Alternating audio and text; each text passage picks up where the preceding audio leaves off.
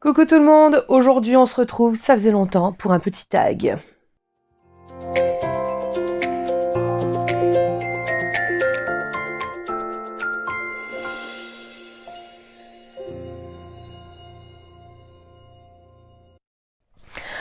Alors aujourd'hui on va faire un petit tag de Noël, vous le savez, hein, je l'ai déjà dit, j'adore les tags, j'en ai déjà fait au moins 3 depuis que je suis ici, alors que ça fait pas longtemps, voilà, mais en fait j'aime bien ça. Voilà. Alors là, c'est le tag de Noël qui a été créé par Piketty Bookin et Laura's Reading, je crois. Je ne sais plus, de toute façon je mets les pseudos dans la barre d'infos. Si vous voulez aller voir, n'hésitez pas. Donc voilà, donc en fait elles ont créé chacune 6 questions en rapport avec Noël. Donc je vais m'efforcer de donner des réponses de Noël, mais vous allez voir que c'est pas toujours le cas, en fait, au final. Donc je fais ce que je veux. Voilà. Allez, c'est parti tout de suite avec première question. Quel livre aimerais-tu voir sous le sapin ? Alors, sur mon petit carnet, je marquais tout. En fait, comment choisir quoi ? Comment choisir ? Voilà. J'ai une wishlist plus haute que moi. Une palle quasiment aussi haute aussi, donc je sais pas trop en fait. Je sais pas. J'ai fait une wishlist que j'ai transmis à mes proches qui me l'ont demandé, évidemment. Hein, c'est pas tenez, achetez-moi des cadeaux. Non. Voilà, mes proches m'ont demandé ma wishlist, j'ai donné ma wishlist. Après, ils font ce qu'ils veulent, mais voilà. Donc, dans la wishlist, il y a par exemple la suite des Chroniques lunaires. Vous savez, j'ai lu le premier tome, donc Cinder, de Marissa Meyer. J'aimerais bien lire les suivants. Il y a Heartless aussi, de Marissa Meyer.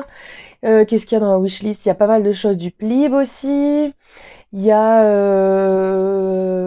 quoi encore ? Il y a des mangas. Non, il n'y a pas de manga. Il y a des BD, notamment Sandman le tome 3, Umbrella Academy aussi que j'aimerais lire. Enfin, il y a plein de trucs en fait. Il y a plein de trucs. Donc, je sais pas quoi répondre. Voilà, il y a trop de trucs qui me font envie. Du coup, on passe à la question numéro 2, qui est... Oui, j'ai dû changer de carnet, je retrouve pas mon petit carnet, l'autre là. Tu l'as aussi ? Ouais, ça brille aussi. Action. De quel livre offrirais-tu à un proche à Noël ? Alors, celui-là, j'ai déjà offert à des proches. Je reviens, il est là. Je l'ai déjà offert et je pense que peut-être je continuerai de l'offrir parce qu'il est vraiment trop bien. C'est pas Noël par contre. Complètement cramé de Gilles Le Gardinier. Donc j'aime beaucoup cet auteur. Et en fait celui-là c'est le premier que j'ai lu et il est tellement drôle. Il est tellement drôle. Vraiment. Alors je vous lis le petit résumé qu'il y a derrière. Lassé de tout, Andrew Blake quitte l'Angleterre et se fait embaucher comme majordome en France au domaine de Beauvilliers. Confronté à de surprenantes personnalités, sa patronne, Odile la cuisinière, Manon ou encore Philippe le régisseur, lui qui croyait en avoir fini avec l'existence va être obligé de tout recommencer. Voilà, en fait, il s'exile en France pour avoir un petit poste un peu pépère, tranquille, quoi. Et en fait, c'est pas du tout ce qui va se passer, quoi. Et franchement, c'est super drôle. Et voilà, je pense que ça peut plaire à tout le monde. D'ailleurs, ça peut vous donner des idées pour Noël. Je pense que ça peut plaire à tout le monde parce que c'est léger, c'est facile à lire. Et puis c'est drôle, quoi. C'est drôle. Voilà, je le recommande. Ou alors celui-là et Demain j'arrête aussi de Gilles Le Gardinier, qui est drôle, mais plus... pas romance, mais axé sur une nana qui veut séduire son voisin, ou... Enfin, son voisin lui semble bizarre, donc vous voyez, un peu la romance et tout, que là-dedans, non. Enfin, c'est drôle, quoi. Drôle, on y va. On continue avec la troisième question. Le livre qui te donne froid. Alors là, j'ai réfléchi. Est-ce que c'est ça me donne froid parce que ça se passe en hiver dans la neige ou dans le froid, ou est-ce que c'est parce que ça me donne des frissons ? Alors vous savez, moi je lis pas de trucs qui font peur parce que j'ai peur. Voilà. Donc j'ai choisi de mettre, je vous le mets ici, La Panthère des Neiges de Sylvain Tesson, je crois. C'est lui qui l'a écrit, ou alors Sylvain Tesson c'est le photographe ? J'ai oublié. Bref, donc en gros l'auteur suit un photographe, j'ai oublié son nom, du coup c'est l'un ou l'autre, hein, sur la piste de la Panthère des Neiges, voilà, et ça se passe évidemment dans la neige, et c'est bien, mais il fait froid du coup. On continue avec le livre qui te réchauffe le cœur. Alors là, je vais mettre La Petite Boulangerie du Bout du Monde de Jenny Colgan, que je peux pas vous présenter là parce que je l'ai prêté à ma mère, je crois. Oui, normalement c'est elle qui l'a. Mais j'ai le tome 2 là, qui est là si vous voulez. Noël, la petite boulangerie. Toujours de Jenny Colgan, voilà. Et ça fait du bien. Ça fait du bien. C'est du feel good, du pur feel good, quoi. Il n'y a pas vraiment de... y a pas de méchants, il n'y a pas tellement de choses négatives qui se passent. C'est vraiment bien. On sent le pain qui cuit, on sent la pâte qui lève, etc. Vous savez, cette bonne odeur de levure, ou alors quand vous faites après, enfin je sais pas si vous faites, mais moi je dis ça, oui, j'en fais tous les jours, alors que pas du tout, ça fait des siècles que j'en ai pas fait, mais vous savez, si vous faites cuire des croissants ou des pains au chocolat ou de la brioche, cette odeur de levure et de beurre en même temps, et là là là là. Bah, on retrouve ça dans Noël, dans la petite boulangerie du bout du monde, et dans Noël, la petite boulangerie. Alors, c'est cousu de fil blanc, on sait ce qui va se passer, etc., etc. Mais ça fait tellement de bien. Ça fait tellement de bien. Voilà. J'adore Jenny Colgan. On continue avec... Alors, le personnage avec qui tu te blottirais bien sous la couette. Alors, je vous l'avais dit dans je sais plus quel tag, dans le Midir Book Tag. Je vous le mets là. Que j'ai l'impression d'avoir passé l'âge, en fait, d'avoir comme ça des... de fantasmer sur des personnages fictifs, d'avoir comme ça des crushs. Voilà, j'ai l'impression que c'est plus de mon âge, mais dans ce cas-là, sinon, partons sur Monsieur Darcy. Voilà, évidemment, partons sur Monsieur Darcy. Ou en dessous. Blague de beauf. Ensuite, les personnages que tu inviterais bien à Noël ou jour de l'an. Alors là, j'ai longtemps cherché, mais je pense que j'inviterais Aziraphale et Crowley, ou Rempart en français, de Bon Présage, de Terry Pratchett et Neil Gaiman, voilà. En anglais, c'est Good Omens, et il a été adapté en série sur Prime Video, Amazon Prime Video, et j'ai adoré la série d'abord, que j'ai regardée pendant le confinement, le premier confinement. Ensuite, j'ai lu le livre, voilà, que j'ai adoré. La série, je l'ai vue au moins 3 fois, quoi, je crois. 3 ou 4 fois. Je sais plus, 2 fois en 2020, et 1 ou 2 fois en 2021 déjà. Je refais, je sais plus ce que j'ai dit. 2 fois, c'est sûr, en 2020, et au moins 1 fois en 2021. Ouais, c'est ça. Une ou 2 fois en 2021. Et je vais bientôt encore la re-regarder parce que c'est trop bien, trop bien, avant que la saison 2 ne sorte. Voilà, donc ce serait avec eux. Oh, mon ticket. Ensuite, question 7. Pull de Noël ringard, un livre à la couleur ringarde. Alors, celui-là, vous vous doutez duquel je vais parler. Je vous l'ai présenté sur Instagram quand je l'ai acheté. Je vous l'ai présenté sur YouTube dans ma pile à lire du Cold Winter Challenge. Et voilà, par contre, je l'ai pas encore mis sur Instagram mon avis lecture. Voilà, je l'ai pas encore fait comme dans le post. Il faut que je le fasse, faut que je fasse la photo. Un chat pour Noël de Florence McNichol. Regardez-moi ça, elle est tellement kitsch cette couverture. C'est un truc de dingue, vraiment, hein, vraiment. Si vous l'aviez pas vu dans la pile à lire du Cold Winter Challenge, regardez. On a une espèce de flou déjà, flou artistique, un petit chat un peu nostalgique, comme ça, avec un petit cadeau, des paillettes partout, de la neige, et ce sont des paillettes quoi, c'est pas juste un dessin. Et même là, comme ça, c'est pailleté en relief aussi. Là aussi, regardez, là c'est des paillettes, là c'est des paillettes, là c'est des paillettes. Voilà, donc ce serait celui-là. Entre nous, c'était vachement bien en fait. On continue. Avec numéro 8, dans quel livre aimerais-tu passer Noël? Alors moi ce serait Mission, alors je crois qu'on dit Mission Hugue de... Ah j'ai oublié de regarder. Bah je vous le mets là. Je vous le mets là parce que je l'ai lu en e-book celui-là.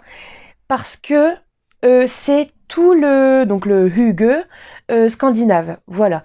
Ça fait du bien, c'est réconfortant, il y a des cheminées, il y a du tricot, il y a tout, voilà, trop bien. Franchement, trop bien. C'était vraiment bien. Ensuite, 9. Quel livre de Noël aimerais-tu voir adapté en film ou série télé? Alors, là, je triche à moitié. D'accord? Je vais vous parler de La véritable histoire de Noël, que je vous mets là. J'ai oublié l'auteur. En fait, celui-là a déjà été adapté en série, en Norvège, je crois, parce que je crois que c'est un auteur norvégien, enfin, en tout cas, c'est les pays du Nord, je crois qu'il a été adapté en Norvège. Sauf que il n'a pas été traduit, on l'a pas eu chez nous, en fait. Et j'aimerais vraiment le voir en série. Pourquoi pas en 24 épisodes? je vous explique pourquoi. En fait, ce livre, c'est donc la véritable histoire de Noël. En gros, c'est l'histoire d'un petit garçon qui se retrouve orphelin le jour de Noël, la veille de Noël. Et en fait, le village qui est très pauvre, personne dans le village en fait ne peut l'accueillir, ne peut l'adopter entre guillemets. Du coup, ils se mettent tous d'accord, tout le monde va l'adopter. Il va passer 1 an dans une famille et le 25 décembre, il va changer de famille en fait. Et ainsi de suite tous les ans. Et ce petit garçon, au moment de quitter sa famille, je crois qu'il s'appelle Nicolas, je crois, vous voyez, Santa Claus, Saint-Nicolas, etc. Au moment de quitter la famille qui l'accueille, fait un petit cadeau en fait. Et au fur et à mesure, enfin, il fait en secret, il dépose un cadeau à la famille. Et au fur et à mesure, forcément, ça se sait. Et lui, en fait, va déposer des cadeaux à tout le monde. Et voilà, donc en gros, c'est comme ça qu'il devient le Père Noël. Et c'est vraiment une histoire trop, trop mignonne. Alors, pourquoi est-ce que je dis que ce serait pas mal en 24 épisodes? En fait, il y a 24 chapitres. Ça fait un peu comme un calendrier de l'Avent. En fait, c'est pas écrit comme tel, hein, c'est pas décrit.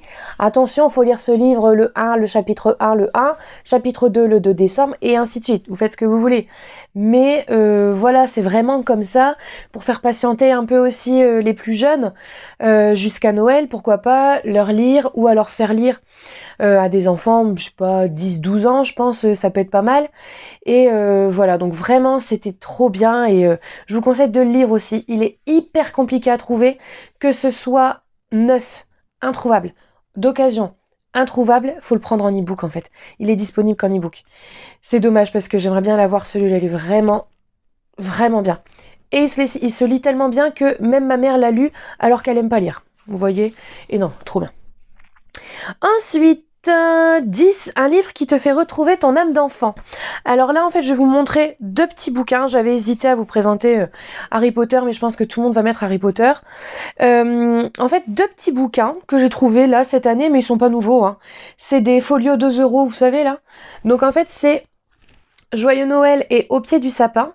En fait, c'est des recueils de tout petits contes. En fait, il y a même lequel j'ai commencé, celui-là. Il y en a même un, en fait, c'est une seule page, c'est un poème. Voilà, autour de Noël. Donc, on a du Alphonse Daudet, Dostoïevski, pardon, Andersen, etc., etc. Il y avait La petite fille aux allumettes. J'étais contente de retrouver La petite fille aux allumettes, qu'en fait, je crois, je n'avais jamais lu en version entre guillemets originale. J'avais lu des adaptations pour les enfants, quoi. Voilà, et j'adore les contes en fait. J'adore les contes. C'est vraiment ça qui me rappelle l'enfance. Je lisais beaucoup de contes quand j'étais petite, donc voilà. Pour moi, le conte, ça a quelque chose de l'enfance. On continue avec. Alors 11. Quel livre pourrait remplacer la bûche dans la cheminée? Alors là, ceux qui me connaissent depuis longtemps le savent, ce serait 2105. Voilà, j'ai rarement en fait des livres que je n'aime pas, mais 2105 d'Anouk Filippini, je vous mets là parce que je l'ai vendu le bouquin. Ça l'a pas fait avec moi en fait. Voilà, ça l'a pas fait. J'ai pas aimé. Voilà, désolée pour ceux qui ont adoré. En fait, je pense que j'ai cru que c'était un one shot et je l'ai lu comme un one shot et ça marchait pas. Mais même en tant que premier tome, je sais pas, l'héroïne, j'ai pas accroché. Voilà. Ou alors Invisibilité de je sais plus qui et je sais plus qui. Pareil, je m'en suis débarrassée. Ni fait ni à faire, il y a des choses scandaleuses dedans. Donc ni fait ni à faire, je le brûle. Et on termine avec la question 12. Pour décorer le sapin, le plus beau livre de ta bibliothèque. Alors, vous savez qu'en ce moment, il y a beaucoup, beaucoup de livres qui sont très beaux, on en a déjà discuté. Mais en fait, j'ai sorti celui-là, parce que je trouve que c'est une belle collection, en fait, celui-là. Bon, celui-là est aussi dans ma palle, je l'ai pas lu encore. Voilà, c'est un Jules Verne, donc 20 milieux sous les mers. Donc c'est une belle édition qui était sortie. Voilà, donc qui brille un peu. Les pages ici sont en doré. Je crois qu'il y a des illustrations un peu aussi. Attendez, oui, j'en vois une là. Non, c'est une carte. Hop, vous voyez, il y a des petites illustrations, etc., etc. Elles sont super connues, ces éditions-là. Et en fait, je l'avais récupéré, entre guillemets, j'aime pas dire ça comme ça fait un peu rapia. Je l'avais récupéré chez mes grands-parents, en fait, quand à leur décès, quand ils ont été partis tous les deux, on a vidé la maison. J'ai récupéré quelques bouquins, dont celui-là. Donc voilà, il y a aussi un petit côté sentimental quoi sur ce bouquin et il est vraiment très très beau. Je l'avais commencé, j'étais pas allée loin il y a longtemps, Mais il faudrait que je le ressorte, tiens. Voilà, et bien écoutez, il n'y a plus de questions, non, c'est tout. Peut-être qu'il y a parmi vous des gens qui aimeraient reprendre ce tag, n'hésitez pas à le faire. Je crois que Steph de Pikitty va créer un template, il me semble, pour Instagram, si vous voulez le faire sur Instagram. Voilà. Ou n'hésitez pas à me dire en commentaire vos réponses. Je vous mets les questions en barre d'infos. Voilà. Sur ce, messieurs, dames, je vous souhaite une bonne semaine. Et on se retrouve la semaine prochaine pour une prochaine vidéo. Bisous!